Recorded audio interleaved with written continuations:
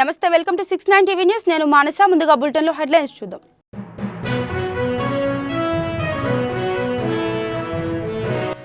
MLA Jagadish Reddy చేసిన తప్పును BRS నాయకత్వం సర్దించుకుంటుంది. ఉద్దేశపూర్వకంగా చేస్తున్నారనే విషయం ప్రజలు గమనిస్తున్నారన్న మంత్రి పొన్నం.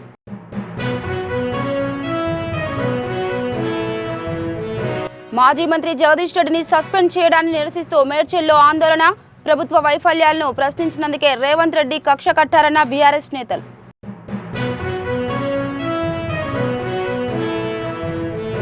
మంగళగిరిలో ఘనంగా శ్రీ లక్ష్మీ నరసింహస్వామి వారి వార్షిక బ్రహ్మోత్సవాలు. స్వామివారికి పట్టు వస్త్రాలు సమర్పించిన మంత్రి నారా లోకేష్ దంపతులు.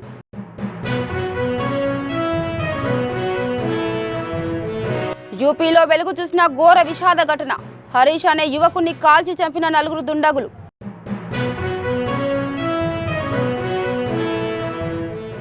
రైట్, ఇక డీటెయిల్స్కి వెళ్తే చట్టసభల్లో సభకు నాయకుడు ముఖ్యమంత్రి, సభకు అధిపతి స్పీకర్ అని అటువంటి స్పీకర్ని పట్టుకొని సభ మీ ఒక్కరిది కాదని మాట్లాడడం ప్రజాస్వామ్యానికి వ్యతిరేకమని మంత్రి పొన్నం ప్రభాకర్ అన్నారు. స్పీకర్ మీకు మళ్లీ అవకాశం ఇచ్చినా కూడా తిరిగి అలాగే మాట్లాడినట్లు ఆయన ఆగ్రహం వ్యక్తం చేశారు.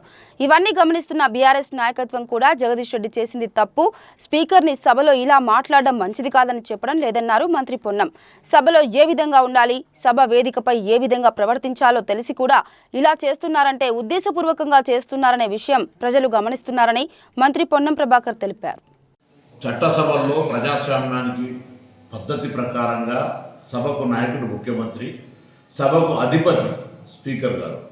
అటువంటి స్పీకర్ గారిని పట్టుకొని సభకు నీ ఒక్కడిది కాదు అనేటువంటి మాట్లాడడం అనేటువంటిది ప్రజాస్వామ్యానికి వ్యతిరేకం.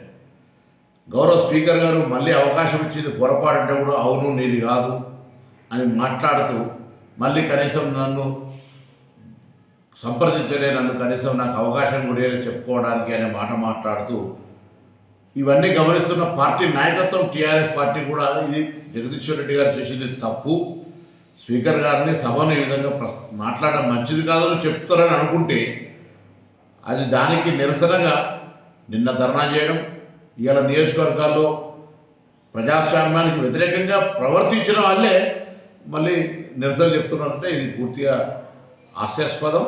ఇది వాళ్ళకు కనీస జ్ఞానం రావాలి. ప్రజాస్వామ్య విలువలను కాపాడడానికి సభలో ఏ విధంగా ఉండాలి, సభా వేదికల్లో ఏ విధంగా ప్రవర్తించాలో తెలిసి కూడా ఈ విధంగా చేస్తున్నారంటే ఇది ఉద్దేశపూర్వకంగా చేస్తున్నారు. ఇది ప్రజలు గమనించాలని కోరుతాను. సభలకు కొన్ని సాంప్రదాయాలు పద్ధతులు ఉంటాయి. ఉదాహరణకు అబద్ధం అని అనడానికి కూడా వీల్లేదు. అది ఆ మాటను మనం సత్యదూరం అనాలి. ఇట్లా కొన్ని శాసనసభలో కొన్ని అంశాలు ఉన్నటువంటి పరిస్థితుల్లో సభకు అధిపతి, సభని ఒక్కడదా అంటే ఎస్ శాసనసభకు అధిపతి అనే పదం దానిలోనే అర్థం కనబడుతుంటే కూడా దాని మీద తిరిగి మళ్ళీ ఒక దళితుడు కాబట్టి ఆ విధంగా వ్యవహరించడం అనేటువంటి మాట మాట్లాడతారు. ఇదే టీఆర్ఎస్ నాయకత్వాన్ని అడుగుతా ఉన్న. గతంలో చిన్న శాసన మండలి చైర్మన్కి సంబంధించిన అంశం మీద ఏదో కాగితం పారేసిరని చెప్పి మీరు 2 సభ్యులను మొత్తం సభ నుంచి కంప్లీట్గా తొలగించినారు, బర్తరఫ్ చేశారు. ఇది మర్చిపోయిన ప్రజాస్వామ్యంలో. అందుకే మళ్ళీ చెప్తా ఉన్నాం, ఇటువంటి మాటలు వద్దు, ఇటువంటి నిరసనలు ప్రజాస్వామ్యానికి మంచిది కాదు. టీఆర్ఎస్ పార్టీ నాయకత్వం గమనించాలని కోరుతాం.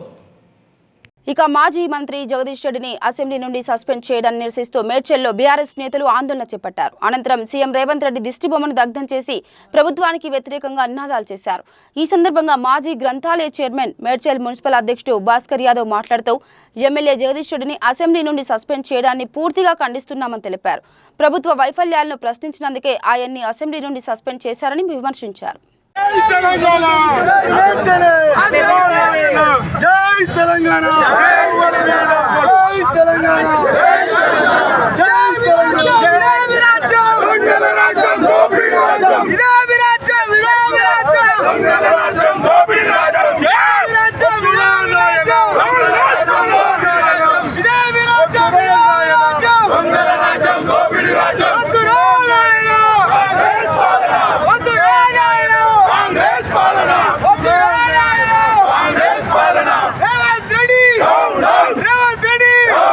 రేవంత్ రెడ్డి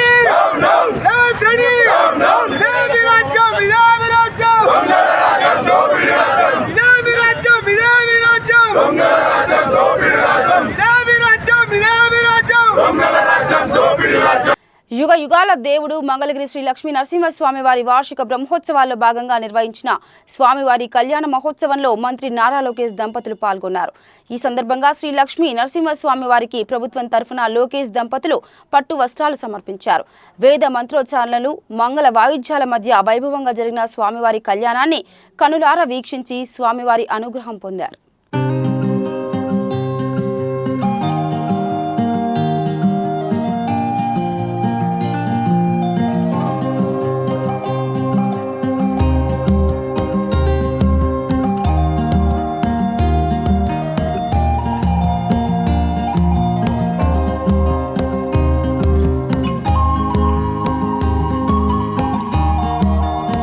నర్సాపురం స్టీమర్ రోడ్డు 3వ వార్డులో తాళం వేసి ఉన్న ఇంటిలో దొంగతనం జరిగింది. ఈ దొంగతనంలో దొంగలు 5 కేజీల వెండి దొంగిలించారు.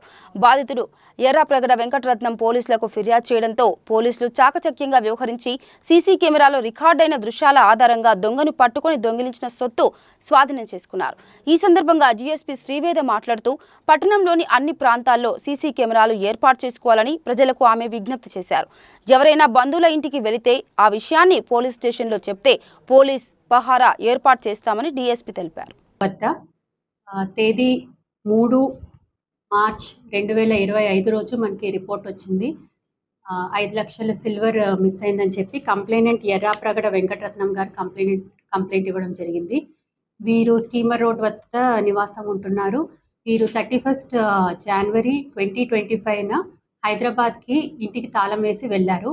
వెళ్ళిన తర్వాత తిరిగి 2 మార్చ్ 2025 చూసుకోగానే ఇంట్లో చోరీ జరిగినట్టు దాంతో పశ్చిమ గోదావరి జిల్లా మనకు వచ్చిన రిపోర్ట్ ప్రకారము ఎస్పీ గారి నేతృత్వంలో అడిషనల్ ఎస్పీ సార్ గైడెన్స్లో మన నర్సాపురం టౌన్ సిఏ గారు, మన టౌన్ ఎస్ఐ గారు వాళ్ళు ప్లస్ మన టీం ఫామ్ చేయడం జరిగింది.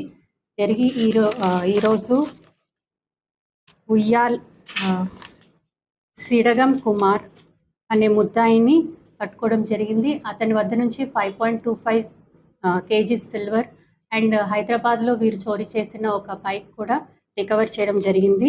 ఇంకో 2 ముద్దాయిలు పరారీలో ఉన్నారు. వాళ్ళ పేర్లు ఉయ్యాల రాజేష్, యాలంగి కృష్ణబాబు అనే ముద్దాయిలు పరారీలో ఉన్నారు.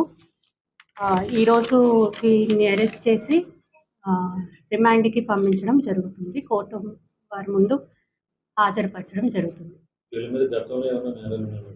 గతంలో నేరాలు ఉన్నాయండి. సింగరాయకొండ పిఎస్లో ఒక నేరం ఉంది. అలాగే హైదరాబాద్ చౌటుప్పల్లో కూడా ఈ బైక్ దొంగతనం కూడా ఉంది. ఇవి ఇంకొక 15 కేసెస్ కూడా ఉన్నాయి, ప్రీవియస్ కేసెస్. ఇక్కడ హనుమాన్ స్టాచ్యూ ఉంది కదండి మన టౌన్ దగ్గర, అక్కడ దొరకడం జరిగింది. తిరుపతి జిల్లా గూడూరులో గోవులు మాయం మిస్టరీగా మారింది. వరుస ఘటనలతో పుష్ప సినిమా స్మగ్లింగ్ ను తలపించేలా నెంబర్ ప్లేట్ లేని రకరకాల వాహనాల్లో గోవులను స్మగ్లింగ్ చేయడం తిరుపతి జిల్లా గూడూరులో ఇప్పుడు చర్చనీయాంశంగా మారింది. గత 20 రోజులుగా సుమారు 150కి పైగా కోటి రూపాయల విలువైన గోవులు మాయమైనట్లు అంచనా వేశారు. ఇక్కడ మాయమవుతున్న గోవులు సముద్ర మార్గంలో విదేశాలకు అక్రమంగా ఎగుమతి అవుతున్నాయనే అనుమానాలు వ్యక్తమవుతున్నాయి.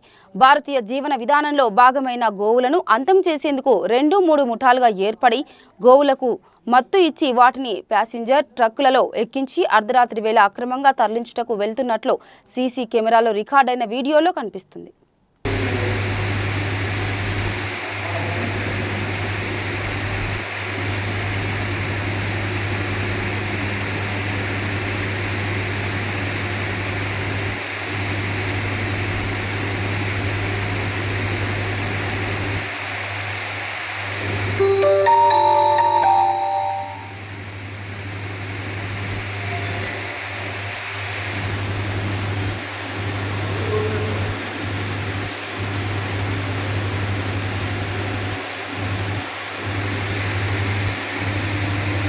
టెక్కలి మండలం బన్సువాడ పంచాయతీకి చెందిన ఒక దివ్యాంగురాలు ఆసుపత్రికి వెళ్లేందుకు రోడ్డుపై వేచి ఉండగా గుర్తు తెలియని వ్యక్తి వచ్చి లిఫ్ట్ ఇచ్చారు.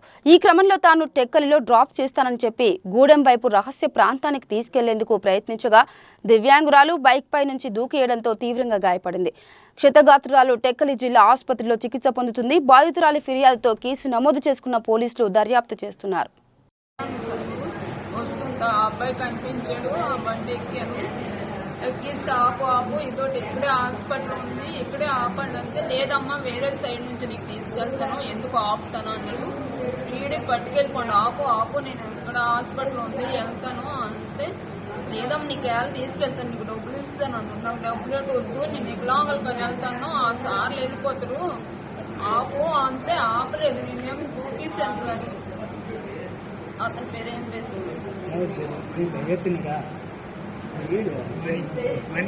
Money art sir. అప్పట్లో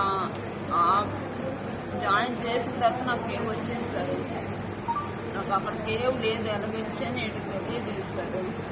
ఇక్కడ హాస్పిటల్కి వస్తే నాకు ఏమొచ్చింది, అక్కడ పడిపోయింది నాట, మరి ఎవరు తెచ్చి అందులో మీద వేసారు, అంబులెన్స్ మీద అటు వేసారు. నేను ఇక్కడికి వచ్చిన తర్వాత ఏమొచ్చింది సార్. నాకేం డబ్బులు వద్దు, నేను హాస్పిటల్కి వెళ్ళాలి, వికలాంగులు సార్ వచ్చేసారు, నాకు వికలాంగులు సర్టిఫికేట్ కావాలా, నాకే డబ్బులకి ఏం కావాలి, దాన్ని కాదు, నేను అన్నదాన్ని కాదు అని చెప్పాను. నేను అన్నదాన్ని కాదు, అలా దర్శనాలు లేవు, నాకు ఆపుతావా లేవంతా ఆపలేదు సార్. స్త్రీని పట్టుకెళ్ళిపోండి ఆ అబ్బాయి. ఇక సూర్యాపేట జిల్లా చింతలపాలెం మండలం దొండపాడులో శ్రీ లక్ష్మీ తిరుపతమ్మ గోపయ్య జాతర వైభవంగా జరిగింది. శాస్త్రోక్తంగా వేద పండితులు స్వామివారి కళ్యాణ మహోత్సవాన్ని నిర్వహించారు. కనుల పండుగగా జరిగిన స్వామివార్ల కళ్యాణ మహోత్సవానికి జిల్లా నుంచే కాకుండా ఇతర ప్రాంతాల నుంచి కూడా వేలాదిగా భక్తులు తరలివచ్చి మొక్కులు చెల్లించుకున్నారు. దీంతో భక్తులకు ఎటువంటి ఇబ్బంది జరగకుండా ఆలయ సిబ్బంది అన్ని ఏర్పాట్లు చేశారు.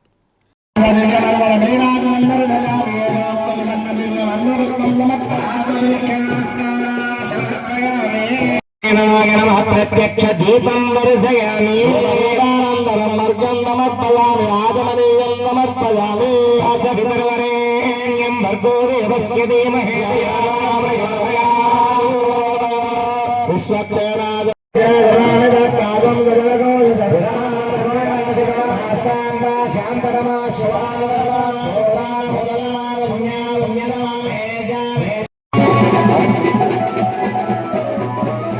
గోవింద గోవింద. స్వస్తి రాజస్పదరుద్రః విమృగావహే బృహేంద్రః పరయేతనస్వస్తిదా అపవంగరః. యూపీలో దారుణ ఘటన వెలుగు చూసింది. అలీగఢ్ జిల్లాలో ఓ యువకుడిని 4 దుండగులు కాల్చి చంపేశారు. హరీష్ అనే యువకుడు తన స్నేహితుడితో వేచి ఉండగా బైకులపై వచ్చిన 4 దుండగులు ఒక్కసారిగా అతడిపై కాల్పులు జరిపారు. అతను తప్పించుకునే ప్రయత్నంలో కింద పడగా దగ్గర నుంచి కాల్పులు జరిపారు. ఈ ఘటనలో హరీష్ అక్కడికక్కడే మృతి చెందాడు. అయితే హత్యకు గల కారణాలు తెలియాల్సి ఉంది. పోలీసులు కేసు నమోదు చేసుకుని దర్యాప్తు చేస్తున్నారు. తిరుమల శ్రీవారి వార్షిక తెప్పోత్సవాలు ఘనంగా ముగిశాయి. ముందుగా స్వామి అమ్మవార్ల ఉత్సవమూర్తులను శ్రీవారి ఆలయ 4 మాడవీధుల్లో ఊరేగించి శ్రీవారి పుష్కరిణి వద్దకు తీసుకొచ్చారు. రాత్రి 7 గంటలకు విద్యుత్ దీపాలతో పాటు పుష్పాలతో సర్వాంగ సుందరంగా అలంకరించిన తెప్పపై స్వామివారు ఆసీనులై పుష్కరిణిలో విహరించి భక్తులను కటాక్షించారు. మంగళ వాయిద్యాలు, వేద పండితుల వేద పారాయణం, అన్నమాచార్య ప్రాజెక్టు కళాకారుల సంకీర్తనల మధ్య తెప్పోత్సవం నేత్ర పర్వంగా జరిగింది. ఈ కార్యక్రమంలో భక్తులు విశేష సంఖ్యలో పాల్గొని స్వామివారి ఆశీస్సులు అందుకున్నారు.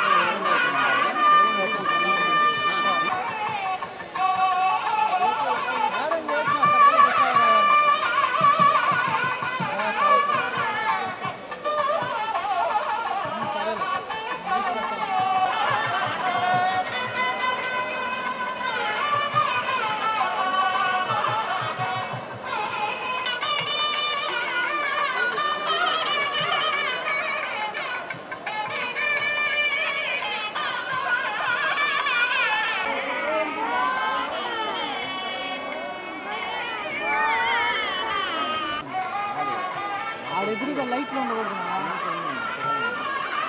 లైట్లు ఎఫెక్ట్ వస్తుంది ఇది ఎంత నీట్గా వస్తుంది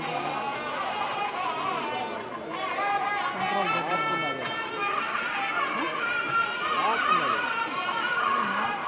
రాకుంటే నీకు సెట్టింగ్స్ రాదు ఇది రాదు నువ్వు చెప్పిన తీసుకొని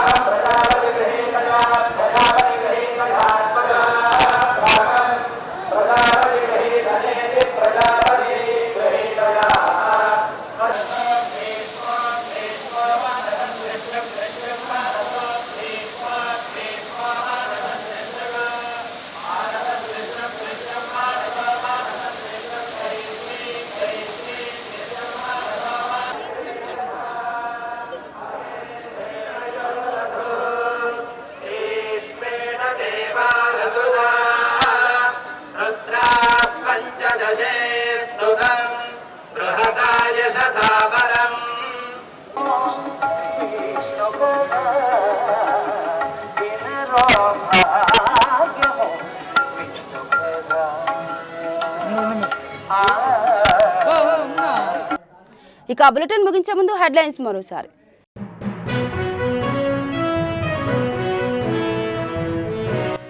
ఎమ్మెల్యే జగదీష్ రెడ్డి చేసిన తప్పును బీఆర్ఎస్ నాయకత్వం సర్దించుకుంటుంది. ఉద్దేశపూర్వకంగా చేస్తున్నారనే విషయం ప్రజలు గమనిస్తున్నారన్న మంత్రి పొన్నం.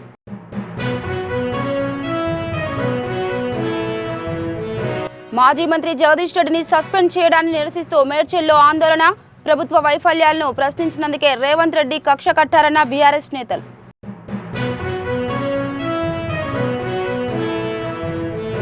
మంగళగిరిలో ఘనంగా శ్రీ లక్ష్మీ నరసింహస్వామి వారి వార్షిక బ్రహ్మోత్సవాలు.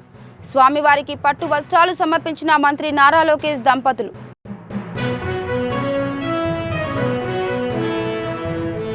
యూపీలో వెలుగు చూసిన ఘోర విషాద ఘటన. హరీష్ అనే యువకుణ్ణి కాల్చి చంపిన 4 దుండగులు.